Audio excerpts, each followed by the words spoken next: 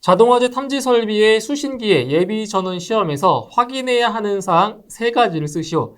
자, 이 수신기의 그 기능 시험 중에서 그 예비 전원 시험이라고 하는 것은 이제 상용 전원과 그리고 이제 비상 전원이 정전됐을 때 이제 자동적으로 예비 전원으로 전환이 되는지를 이제 확인하고, 이제 정전이 복구됐을 때 이제 자동으로 상용 전원으로 복구되는지, 자동 복구되는지의 여부를 확인하기 위한 시험이 바로 예비 전원 시험인 거죠. 그때 이 예비 전원 시험에서 반드시 확인해야 되는 사항, 4가지 정도가 있습니다. 그 중에 이제 3가지만 작성을 하시면 되는데, 자, 어떠한 내용들이 있는지 이제 보겠습니다.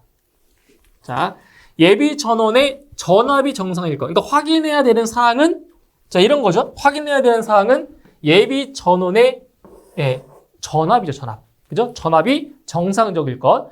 그리고 예비 전원의 용량이 정상일 것.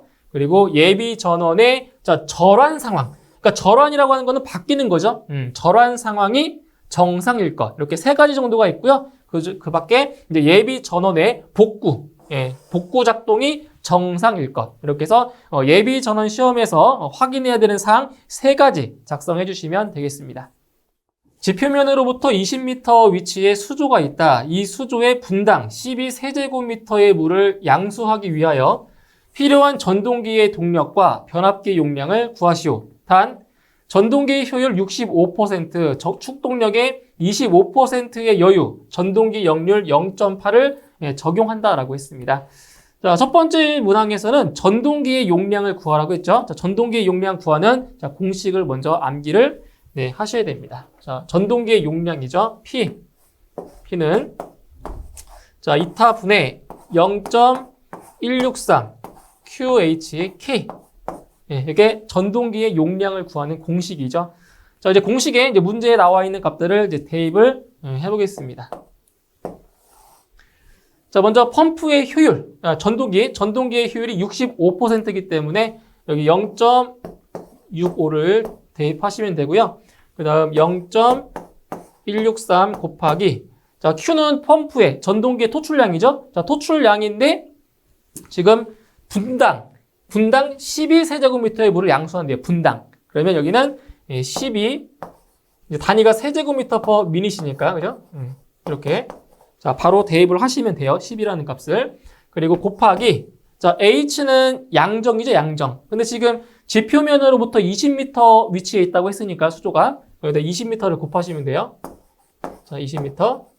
네. 그리고 축동력의 25%의 여유를 준다. 그러니까 25%의 여유를 준다고 했으니까 여기 여유 계수 1.25를 곱하시면 됩니다. 25% 여유를 준 거니까 1에다가 0.25를 더한 거예요.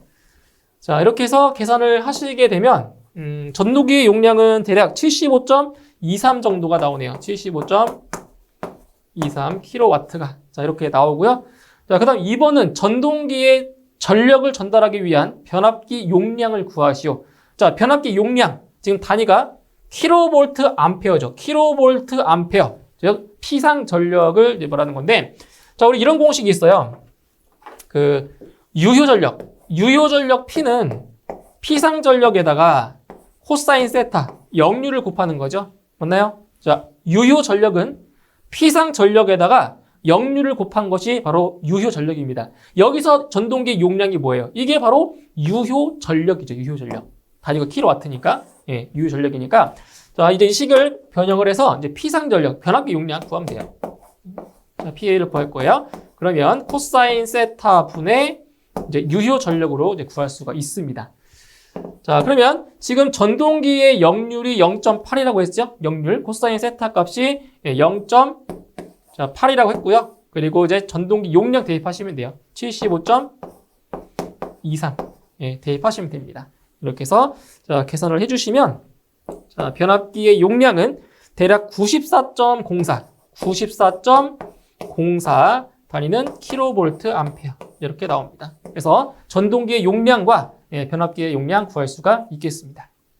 비닐 전선 또는 비닐 코드선의 피복을 벗기기 위하여 사용되는 공구의 명칭을 쓰시오. 자, 비닐 전선, 즉 그 전선의 절연 피복을 벗기기 위해서 사용하는 공구의 명칭을 물어본 겁니다. 자, 그래서 전선 피복을 벗기는 데 사용되는 것은 바로 와이어 스트리퍼가 되는 거죠. 그래서 그림으로 보시면 자 이렇게 생겼습니다. 와이어 스트리퍼가. 그래서 여기 보시면 구멍이 작은 것부터 큰 것으로 되어 있어요. 구멍이. 그러니까 전선의 굵기가 다 다르기 때문에 그 굵기에 맞게끔 사용할 수 있게 이렇게 구멍이 크기별로 뚫어져 있습니다. 그래서 이게 정답은 와이어 스트리퍼가 바로 정답이 되겠습니다. 자, 논리식, 다음 논리식에 대한 다음 각 물음에 답하시오. 지금 네 가지 문항이 나와 있습니다. 지금 논리식이 y는 a바 합, bc 이렇게 나와 있죠. 자, 상대적으로 상당히 간단한 논리식입니다. 이 논리식을 갖다가 첫 번째 유접점 릴레이 회로를 구성하라고 했습니다. 자, 그러면 여기서 이제 유접점 회로를 그리기 전에 이제 짚고 넘어갈 부분이 있죠. 자, 어떤 부분이냐면 자, 일단 이 논리식에서 논리의 합이 있고요. 논리의 합. 그리고 논리의 곱이 있죠. 논리의 곱이 있고요. 그리고 부정. 부정. 자, 이런 게 있습니다. 그 논리의 합은 이제 플러스로 되어 있고요. 논리의 곱은 도트로 되어 있죠. 이제 부정은 다. 자, 이렇게 되어 있어요. 이걸 갖다가 이제 유접점 회로로 만들어야 되는데, 자, 어떻게 이제 변환이 되는지를 아셔야죠. 자, 논리의 합은 병렬 접속이죠. 병렬. 그죠? 병렬. 그 다음에 논리의 곱은 직렬. 직렬로 접속하면 되는 거고요. 그 다음 부정은 비접점. 그죠?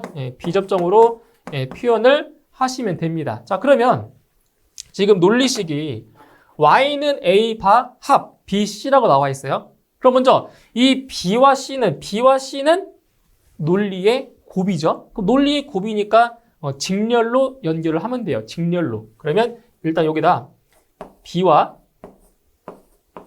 c를 직렬로 연결할게요. 그리고 지금 이 식에 바가 없잖아요. BC 위에 바가 없으니까 전부 다 A접점으로 이렇게 구현하면 되겠죠. A접점. 그래서 여기는 B, 여기는 C입니다. C. 자, 그리고 지금 A 바와 BC가 논리의 합이죠. 여기 보시면 A 바와 BC가 논리의 합이죠. 그럼 논리의 합이면 병렬 연결. 그죠? 병렬 연결이니까 이쪽에 자, 이렇게 해서 이제 A는 바가 있으니까 무슨 접점이다? 부정이니까 B접점. 그러면 왼쪽에 접점을 이렇게 그리셔야 되는 거죠. 왼쪽에. 그죠? 이거는 A의 바입니다. 그리고 이렇게 연결을 해주시고요. 자, 출력은 Y죠? 출력은 Y니까 여기에 Y. 자, 이런 식으로 뭐 그려주시면 되는 거죠. 이렇게. 여기 점 찍어주시고요. 이렇게 점 필요하면 꼭 찍어주셔야 돼요. 그래서 이 논리식을 자, 유접점 릴레이 회로로 그리면 이제 이렇게 구현을 할 수가 있는 겁니다. 그래서 이 규칙만 잘 지키시면 쉽게 그릴 수가 있는 부분이에요. 이렇게 그려주시면 되고요. 자, 다음 2번. 무접점 회로를 구성하여 그리시오. 자, 무접점 회로입니다. 무접점. 자, 무접점 같은 경우는 자, 보세요.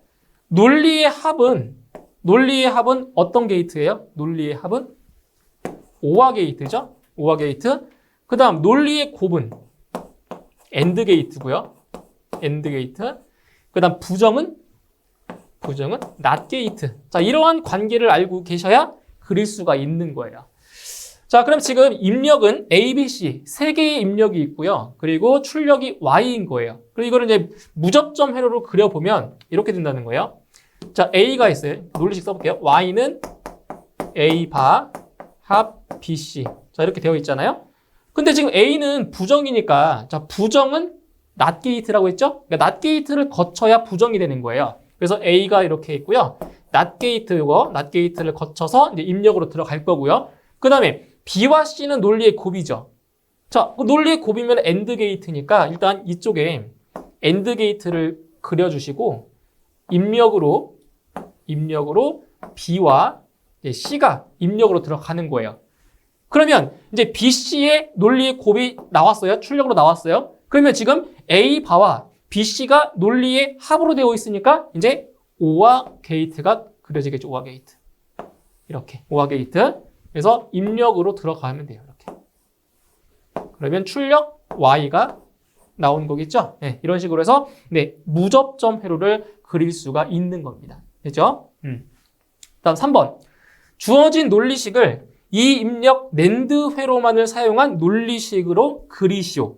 자, 근데 지금 이 논리식을 먼저 구하라고 했는데, 자, 4번 문항을 먼저 하는 게 더 편합니다. 4번 문항 먼저 할게요. 4번이 더 먼저. 자, 보세요. 일단 무접점 회로를 구성한 다음에, 자, 논리식을 구하는 게 더 편합니다. 자, 먼저 아까 우리 2번 문항에서 그렸던 게, 자, 한번 다시 그려볼게요. 지웠는데, 잘 보세요. 지금 이렇게 아까 그려졌단 말이에요. 이렇게. 그래서 이렇게. 자, 이게 아까 2번 문항에서의 무접점 회로였어요. 이 무접점 회로를 낸드 회로만을 이용해서 바꿔야 돼요. 즉, 이 논리 회로를 치환을 이용해서 바꿀 거예요. 자, 그럼 여기서 자, 그럼 낸드 게이트가 어떻게 생기는지 알아야 될 거 아니에요? 낸드 게이트. 이 낸드라고 하는 거는 and 앞에 뭐가 붙은 거예요? not이 붙은 거죠? 부정. not and. 그래서 이게 낸드잖아요. 그래서 낸드 게이트 같은 경우는 그림 기호가 이렇게 그려져 있죠. 이렇게. 그죠? 이렇게 and 게이트 끝에 여기 이렇게 버블이 붙어 있는 거예요. 이 버블은 부정을 뜻하는 거예요. 부정을. 그죠? 이렇게 다 바꿔야 돼요. 자, 그러면은 여기 보세요. 자, 지금 여기는 and 게이트잖아요. 그러면 여기에다가 이렇게 버블을 하나 딱 붙이면 나오죠. 이렇게 낸드 게이트가. 근데 부정을 다시 부정하면 원래로 돌아오죠. 부정의 부정이 긍정이 되는 거잖아요. 그러니까 여기에 버블을 붙였으니까 여기도 버블을 붙이면 돼요. 이렇게. 그럼 어차피 이 둘이 만나면 서로 상쇄돼 버리잖아요. 이런 거죠. 이런 거. 그죠? 그 다음에 지금 여기서 뭐예요? 이거 not이죠. not. 그죠? not이에요. not이니까 이 not이 뭐라고요? 버블이에요. 버블. 이 버블이 부정이에요. 그러면 이 not 게이트가 일로 붙는 거예요. 이렇게 붙어요. 이렇게. 그러면 얘는 없는 거예요. 이렇게 없어진 거예요. 이 not 게이트가 일로 붙은 거예요. 버블로. 이해하셨죠? 요게 일로 들어온 거예요. 자, 그러면 여기에서 이 논리 게이트가 자, 어떻게 바뀌냐?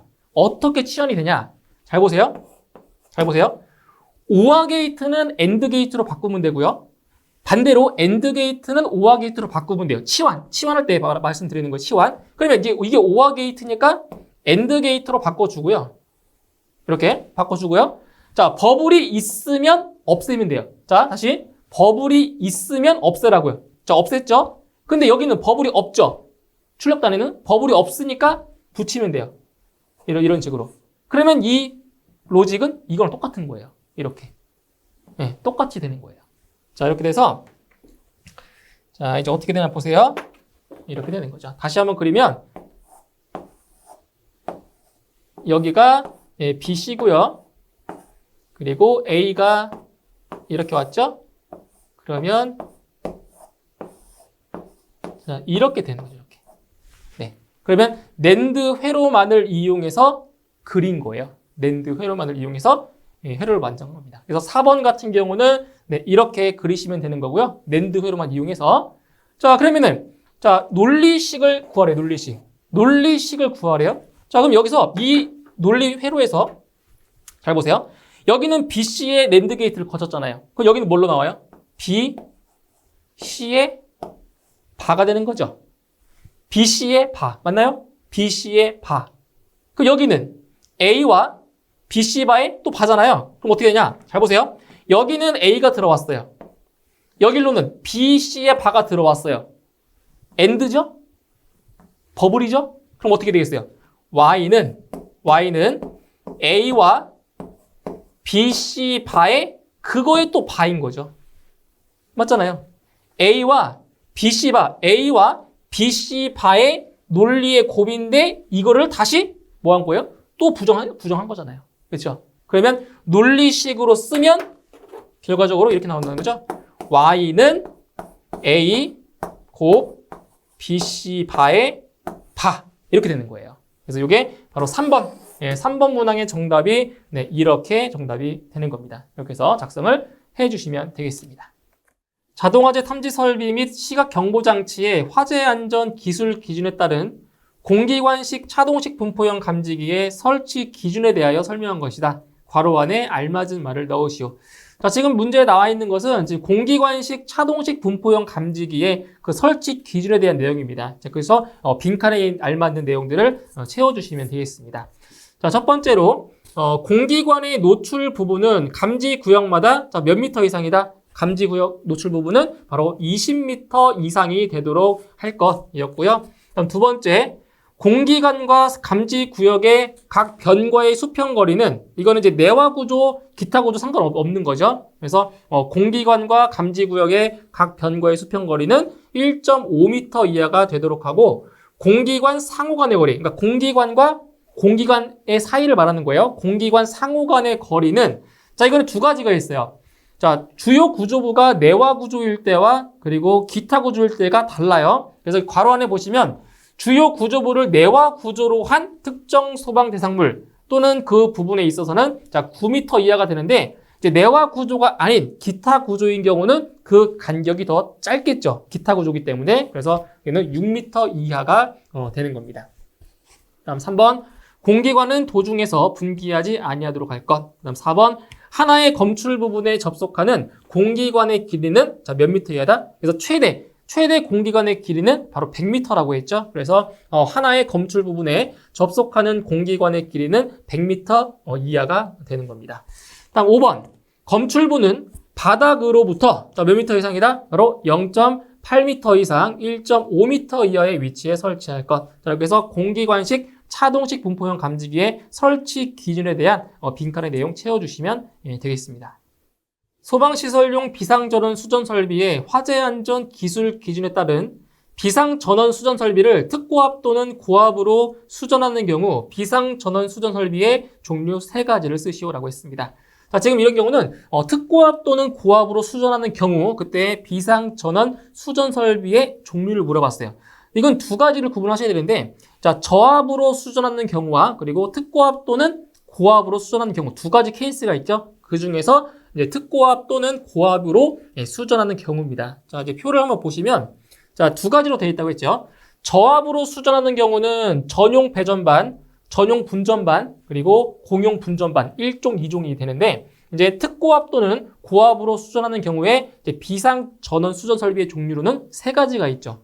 방화 구획형, 5개 개방형, 그리고 큐비클형 이 3가지 정답을 해주시면 되겠습니다. 그래서 이 저압으로 수전하는 경우와 특고압 또는 고압으로 수전하는 경우를 잘 구분하셔야 되겠습니다. 이렇게 해서 3가지 정답 해주시면 됩니다.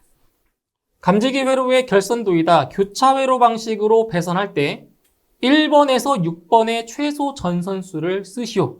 자, 지금 문제는 교차 회로 방식으로 결선을 할 때 그때 감지기 배선의 가닥수를 물어본 문제가 되겠습니다. 자, 그러면 교차 회로 방식일 때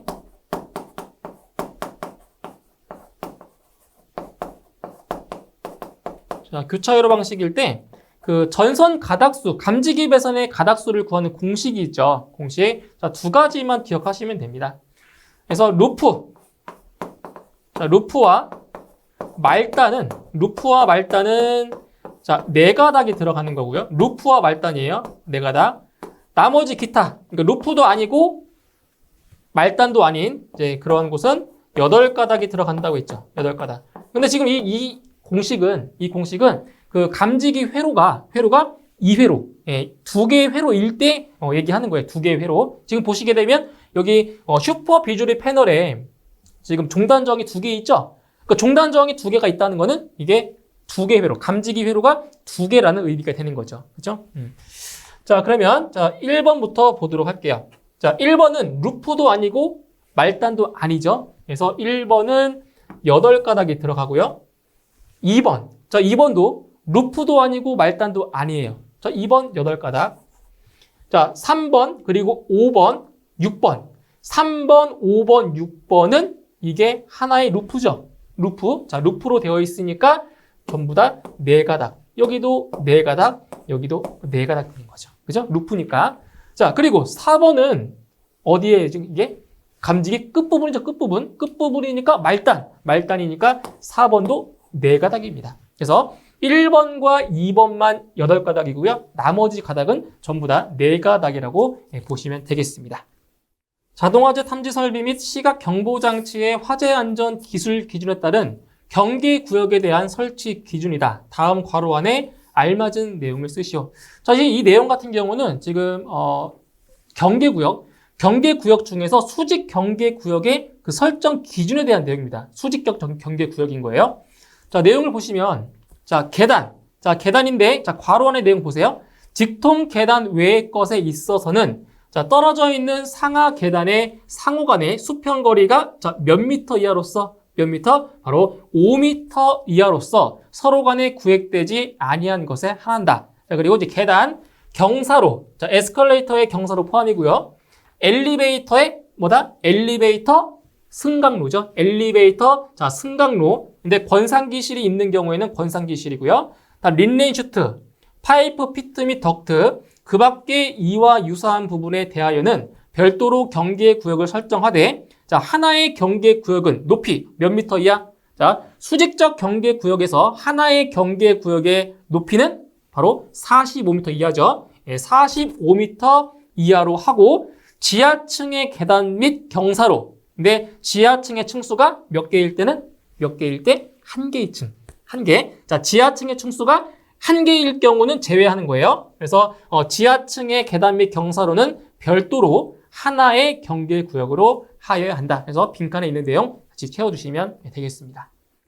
옥내 배선 도면에 다음과 같이 표현되었을 때 각각 어떤 배선을 의미하는지 쓰시오. 자, 지금 이제 세 가지 그림 기호가 나와 있죠. 이거는 이제 배선을 나타내주는 그런 그림인데, 자, 첫 번째로 이제 실선. 자, 굵은 실선으로 표현되어 있다. 이거는 뭐예요? 실선으로 되어 있는 것은 바로 천장 은폐 배선인 거죠. 천장에 숨기는 거. 그죠? 예, 천장 은폐 배선이고요.